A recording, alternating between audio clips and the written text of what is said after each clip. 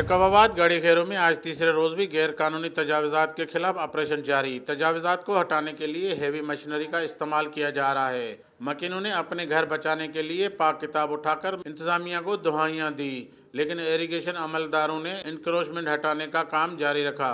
तहसील इंतजामिया समेत irrigation अमलदारान Mukhtiar Ahmad Sheikh, Mohammad Anwar Mugeri, Firoz Ahmad donkey की सरबराही में ग्रैंड ऑपरेशन 3 दिन से जारी है। इंतजामिया की जानिब से जिले भर में भारी पुलिस नफरी भी तलब की गई। नाजायज तरीके से तामीर शुदा इमारत, मकान और दुकानों को मसमार किया जा रहा है। इरिगेशन अमलदारों का कहना था कि बेगारी कैनाल से तमाम नाजायज तजावुजात को हटाया जाएगा। तब तक शहर के इरिगेशन की जमीन पर कब्जा करने वालों के खिलाफ सख्त ऑपरेशन जारी रहेगा। कैमरामैन शकील बलोच के साथ हजूर बख्श मुगेरी, 11 न्यूज़, जैकबाबाद। 11 News।